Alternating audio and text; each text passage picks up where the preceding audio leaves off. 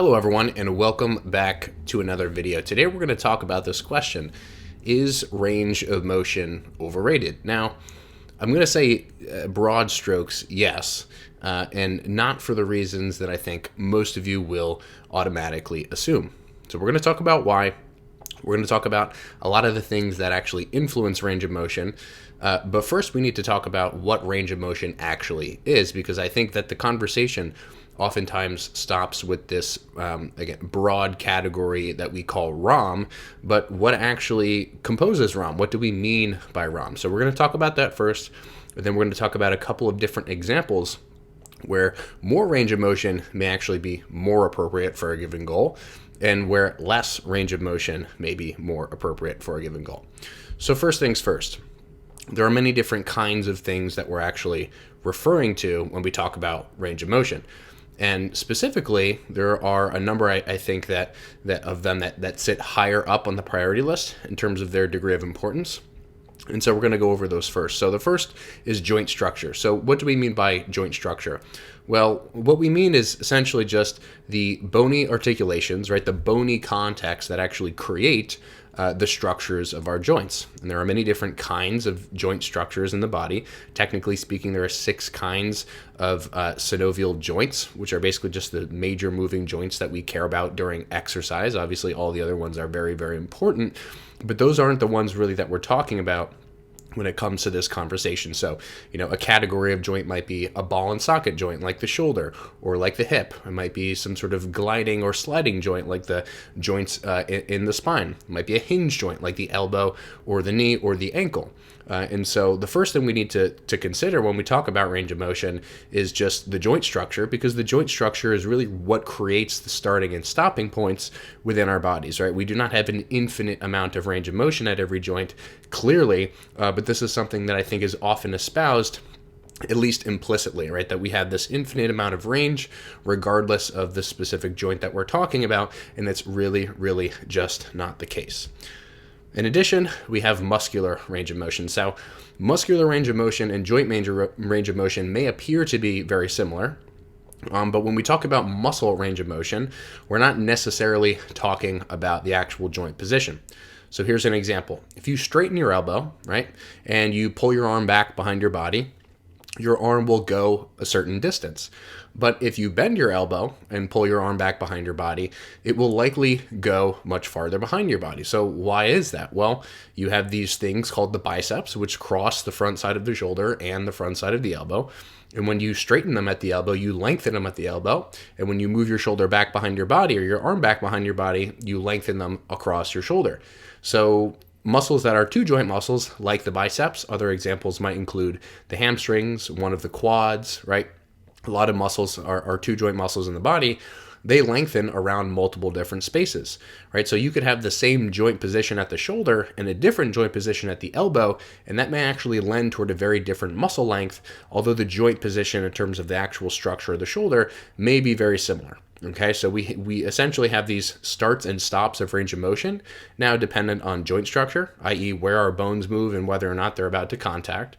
And now we also have muscular structure and the limitations that muscle length creates to range of motion.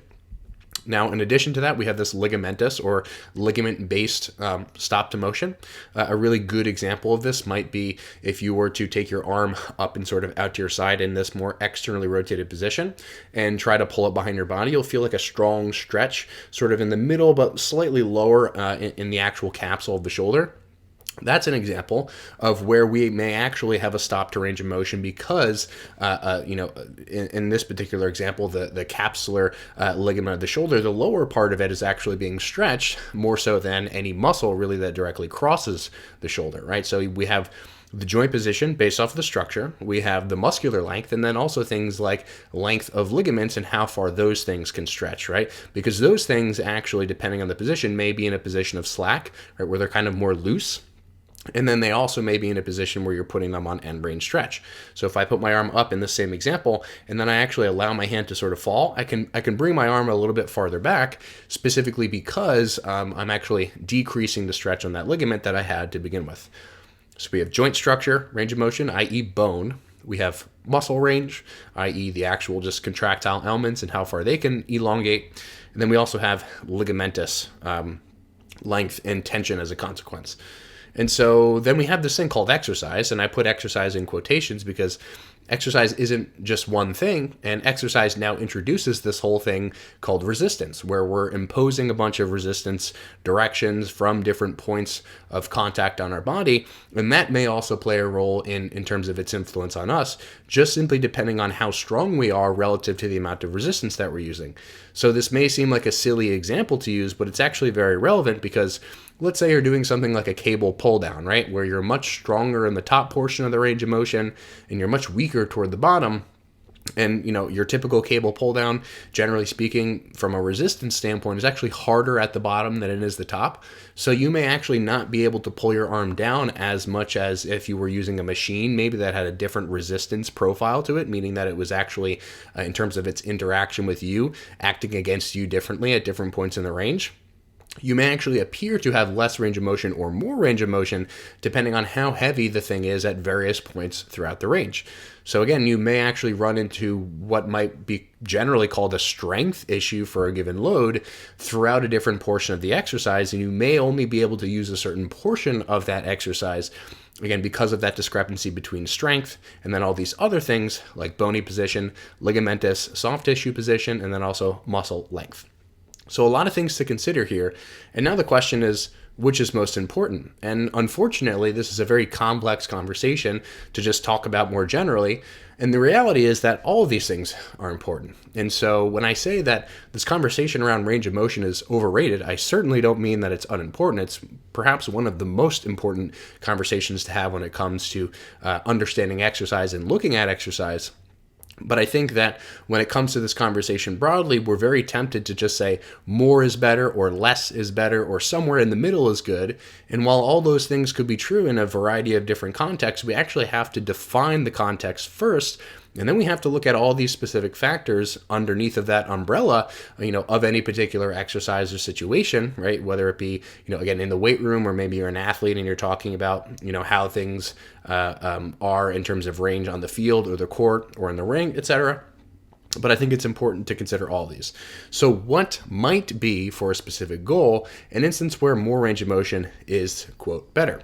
Let's say I have the goal to train the pecs. We won't be super specific about which of the pecs, but let's say that I have this goal of training the pecs in their relatively shorter position. Well, this would be an instance wherein this individual going from this position to this position makes a lot of sense. It makes a lot of sense for him to try to get as much range as possible into that fully squeezed, contracted position. Why?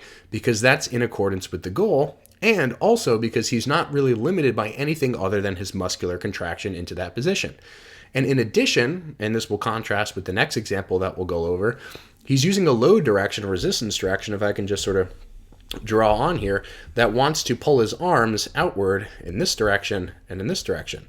And in this position over here, the same thing is true. Imagine that this cable were extending that way, and some cable over here were sort of pulling his arm that way. So through both positions in this actual exercise, he's using a direction of resistance of the load that is, again, appropriately loading him at the beginning of this motion for the goal of training his pecs, and at the end of this motion for the goal of training his pecs, again, specifically for that squeezed position, as we might, choose a pec fly to begin with to train.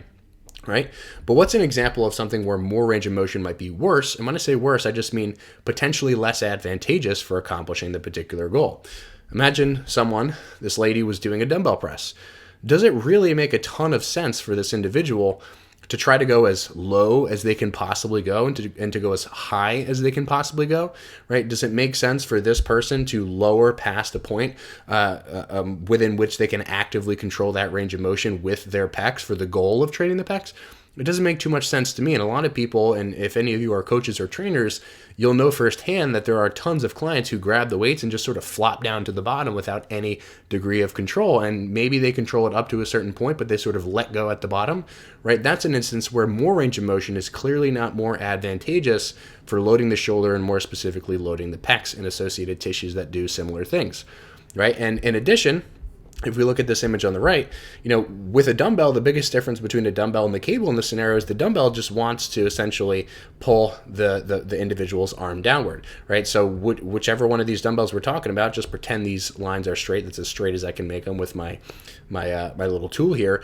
It makes sense that in this particular position, there's all this distance, right, from the shoulder to the load direction, that makes it so that there's a high amount of resistance on the shoulder. But in the case of the right, there's actually a very low amount of resistance on the shoulder. And if any of you have any experience lifting really, really heavy dumbbells, you know that you can kind of just relax toward the top portion of the range, and you can just sort of chill there between reps, right? So this is a particular instance in which more range of motion, both in the bottom end of the range and in the top, may not actually be more beneficial or more advantageous for accomplishing the goal of trading the pecs, even in a situation where, again, like toward the bottom, this person may have access to that active range of motion where they can control the weights, or maybe they're moving into a range that's more passive, i.e. that whole ligament-based conversation, or maybe they're getting to a point where, per the bone structure conversation, they're moving past the point that they can actually control, and maybe they start to run into shoulder issues as a consequence of that. So the whole point here is simply just to give two examples to sort of illuminate this principle that more range of motion might not always be better, and that we shouldn't really be making these sort of broad strokes claims. We should be talking about these things within the context in which they actually apply. And again, talking about the muscles, talking about the bones, talking about the ligaments, and then talking about the resistance and what the goal of the exercise is as a consequence of all that. That's really how we arrive at a more thorough and a more helpful answer about whether or not more range of motion is better or worse.